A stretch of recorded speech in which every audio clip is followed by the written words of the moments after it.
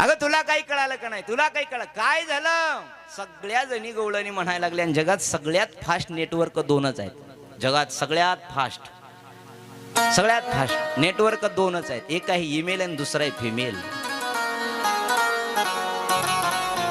ईमेलला तरी रेंज लागते, टावर लागतं, बॅलन्स लागते. फिमेलला काहीच लागत नाही. 8 दिवस उपाशी राहत्याल पण बोलल्याशिवाय राहणार. तुला म्हणून सांगते असं म्हणतात, तुला म्हणून सांगते आणि अख्ख्या गावाला काडी लावून येते. सगळ्या गवळणी तिथं झाल्या एकत्रित आणि प्रत्येक जण म्हणायला लागले, अगं तुला काही कळालं का नाही, तुला काही कळालं का नाही, काय झालं? चमत्कार झाला. खुल गए सारे ताले, वाह क्या बात हो गई, जब से जन्मे कन्हैया करामात हो गई. करामात म्हणजे चमत्कार झाला. कोणता चमत्कार झाला? उचलीला कमळापती, पायीची बंधने गळती. त्या कृष्ण परमात्म्याला उचललं. जेवढे जेवढे साकळ्या दंड कुल्प होते त्यांना चाव्या लावण्याची सुद्धा गरज लागली नाही. खुल गए सारे ताले, कुल्प निघून गेले, साकळ्या दंड निघून गेल्या. चमत्कार झाला. राक्षस बोलायला लागली, जन्माला आल्याबरोबर जर इथून एवढ्या कारागृहातून किती सैनिक होते, एवढ्या सैनिकातून जो पळून गेला तो काय कमी ताकदवान असेल? कोण मारणार? राक्षसापैकी एकही उठना. मासुळीतली एक मावशी उठली, आवाज दिला, ओ कंस राजा. मागून आवाज आला, मी मारते तुमच्या काळाला. मी म्हटलं की सगळ्या जणांना मागं वळून पाहिलं आणि मागं वळून पाहिल्याबरोबर हसायला लागले. इतक्या मोठमोठ्यानं हसायला लागले.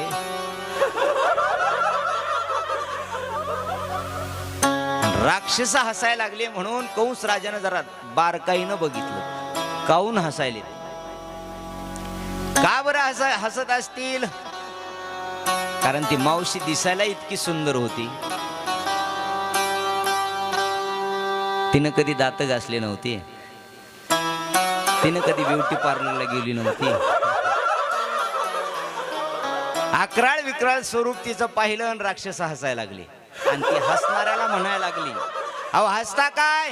दिसतं तसं नसतं म्हणूनच जग फसतं. दिसायला एवढूसाच आहे, अहो दिसतं तसं नसतं. आणि एक विचार आहे बरं का, गोड आहे, इथल्याला सोडून सांगतो. कोणाच्याच दिसण्यावर जायचं नाही. चांगला दिसत असेल तरी बी जायचं नाही आणि वाईट दिसत असेल तरी बी जायचं नाही. त्याला तपासूनच त्याच्या जवळ जायचं, कुणीही असला तर. कारण काही काही दिसायला चांगली आहेत पण जवळ गेलं की इंचवासारखे आहेत. आणि माणसांना दिसण्यापेक्षा असण्याला खूप महत्व आहे बरं. माणूस दिसायला किती सुंदर राहतो त्याच्यापेक्षा जगायला किती सुंदर जगतो याला खूप महत्व आहे. या पुतना मावशीने सांगितलं, काळजी करू नका. राजा म्हणला, अगं तुझं रूप पाहून ही हसायला लागली, गावात येऊ द्यायची नाहीत कुणी तुला. पुतना हुशार होती. पुतनानं सांगितलं, राजे काळजी करू नका. नवजात शिशु जिथं जन्माला आले असतील तिथं मी माझ्या स्तनामध्ये काळकुट्ट नावाचं विष परिधान करेल आणि या ब्रज 84च्या कोशामध्ये जेवढी काही नवजात शिशु जन्माला आलेत, नवजात बालक जन्माला आलेत, त्यांना प्रत्येकाला मी मारून टाकल. आणि असं असतं कमीत कमी 10-12 दिवस तरी या माता माऊली जवळ पुरुषांना जास्त जाऊ दिल्या जात नाही. मग मी एक स्त्री आहे, मी तुमचं काम करेल. कंसाला युक्ती पटली. कंसानं सांगितलं, ठीक आहे, मी तुला अर्ध राज्य बक्षीस देतो. पुतना मावशी मथुरेतून निघाली, इतकं लक्षात ठेवा. आणि इकडं गोकुळामध्ये या काय झालं बघा. पहाटच्या वेळी 4 वाजले 4 आणि 4 वाजता नंदबाबा उठतात आणि गाईची धार काढण्याकरता गाईच्या गोठ्यात जातात. गाईच्या गोठ्यात गेले आणि गाईच्या गोठ्यात जात असताना नंदबाबाची सुनंदा नावाची एक बहीण होती. ती सुनंदा बहीण उठली. तिनं उठल्याबरोबर दरवाजे पाहिले आपल्या, तर मुख्य दरवाजा उघडा दिसला राजवाड्याचा. आणि दरवाजा उघडा दिसला. जसा दरवाजा उघडा दिसला तिनं वाटलं की अरे घरामध्ये कोण आलंय का, म्हणून दरवाजा उघडा म्हणून पाहिलं आणि पटकन अगोदर यशोदा मैयाच्या महलात गेली. यशोदा मैयाच्या. आणि यशोदा मैया गरोदर होत्या. यशोदा मैयाच्या महलात जात आहे सुनंदामा आणि दरवाजा तिथलाही उघडा दिसला. आत गेल्या पाहिलं तर यशोदा मैया मात्र गाढ झोपली आहे आणि तिच्या शेजारी एक बाळ खेळत आहे. जोरात आवाज दिला आपल्या नंदबाबाला, भैया सुनो, भैया सुनो, भैया सुनो. आवाज द्यायला लागली मोठ्यानं. भैया सुनो म्हणून आवाज देत असताना 4 सैनिक पळत आले. सुनंदा मैयाला म्हणतात, क्या भयो क्यों चिल्ला रही है सुबह सुबह. ब्रज भाषेत सांगायलो,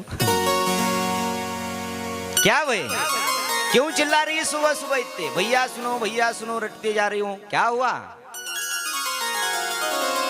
सुनंदा मैया म्हणतात, पहिले ये बताओ मेरे भैया कहाँ है. सैनिक म्हणतात, ते तर गाईची दार काढण्याकरता गेले. सुनंदा मा तिथून पळाली गाईच्या गोठ्याकडे. सुनंदा कुणाला म्हणतात, जी सतत आपल्या नंदेला आनंद देते तिला सुनंदा म्हणतात. आणि नंदा कुणाला म्हणतात, हा जे आपल्या हिला आनंद कधी देतच नाही तिचं नाव इथल्या सोडून बर. ती बारकी बी असली तरी तिला तिच्याच बोटावर नाचविती. सुनंदा मात्र नावासारखीच होती. आता काही काही माणसं नावासारखी असतात बघा, नाही तर काही काही जण नावाचा आणि याचा काही संबंध नसतो अर्थात. नाव गंगाधर नांगोळ नाही महिनाभर. नाव गंगाधर, नाव निर्मळा आणि घरादारला भुरा आला. नाव निर्मळा. काही काहीचं नाव प्रकाश असतं, काका तात्या दोन्ही नाव. आणि प्रकाशाचं आणि त्याची भेटच झालेली नसते. उगं निसतं नाव, नावासारखी नाही. आता काही बी नावं निघालीत बघा. आता नवीन नवीन तर लेकराला सुद्धा काही म्हणायला लागली. कुणी सोन्या म्हणतं, कुणी राजा म्हणतं. आता नवीनच आलंय. हा कळालं तुम्हाला, नवीनच नाव आले. काय पिल्लू आहे का इकडं, है ना. खरंच माणसाच पिल्लू असतंय.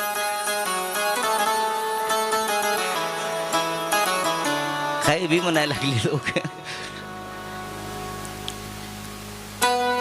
एवढ्यावर काही थांबली नाहीत आजी.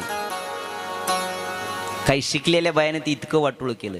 शिट्टी जवळच आहे तुम्हाला. वा हसल्या बघा आमच्या आजी. हा खरे, शिकलेल्या बायाने ते इतकं वाटोळ केलं. पिलू ते बाळाला म्हणत नाहीत. वा आता मी म्हणलं नाही बरं का, हो का ह्या म्हणल्या. पिलू ते नवऱ्याला म्हणायला लागले. नवऱ्याला आता कोण त्याचा पिलू होतंय देव जाणे. काही लोक म्हणायला लागले. सुनंदा मात्र आनंदितच होती महाराज. सुनंदा मैयानं आवाज दिला, भैया सुनो, भैया सुनो. आणि नंद बाबा गाईची धार काढत होते. नंद बाबा म्हणले, अरे क्या हुआ सुनंदा, सुबह सुबह चिल्ला रही है, क्या हुआ. भैया खुशखबरी है. नहीं बोलो क्या खुशखबरी है. पहिले ये बताओ मुझे क्या दोगे. अगोदर मला सांगा तुम्ही काय देणार. नंद बाबा म्हणले, एवढा जास्त वेळ नाही, कमरेच्या चाव्या घे, धर तुला ज्या तिजुरीतलं जे पाहिजे ते घे. तिनं आनंदित झाली. कान इकडे द्या म्हटली, कानात सांगायला लागली, भैया आपको लाला भयो. लाला म्हणजे मुलगा. भैया आपको लाला भयो. लाला भयो म्हणलं. नंदबाबा तर आनंदानच गाईच्या गोट्यात नाचायला लागले. आपल्या नवरत्नाचा हार गळ्यामधला काढला. सुनंदेच्या गळ्यामध्ये नवरत्नाचा हार टाकताय आणि आनंदानं गाईच्या गोट्यात नाचायला लागले. कारण इतका आनंद झाला होता नंदबाबाला. 1 नाही 2 नाही तर 60 वर्षानंतर मुलगा झाला होता. 1-2 वर्षात लेकरू झालं तर गावभर पेढे वाटते. आज नंदबाबाला 60 वर्षानंतर मुलगा. भर तोही मुलगा आपल्या मुलासारखा नाही. जगाचा मालक, विश्वाचा चालक, ब्रह्मांडाचा नायक, योगी ऋषी तपी मुनी संन्यासी महात्मे यांच्या जो स्वप्नामध्ये येत नाही तो आज नंदबाबाच्या घरी अवतीर्ण झालाय. आनंदच वाटायला लागला. आनंदानं नाचायला लागले. बघता बघता अख्ख्या मासुळीत बातमी पसरली. अगं तुला काही कळालं का नाही, तुला काही कळालं का नाही, काय झालंय. ते पोरग एवढूसच आहे पण कथा चांगली करायला चल. अगं तुला काही कळालं का नाही, तुला काही कळलं, काय झालं. सगळ्या जणी गवळणी म्हणायला लागल्या. आणि जगात सगळ्यात फास्ट नेटवर्क 2च आहेत. जगात सगळ्यात फास्ट नेटवर्क 2च आहेत. एक आहे ईमेल आणि दुसरा आहे फिमेल. ईमेलला तरी रेंज लागते, टावर लागतं, बॅलन्स लागते. फिमेलला काहीच लागत नाही. 8 दिवस उपाशी राहत्याल पण बोलल्याशिवाय राहणार. तुला म्हणून सांगते असं म्हणतात, तुला म्हणून सांगते आणि अख्ख्या गावाला काडी लावून येते.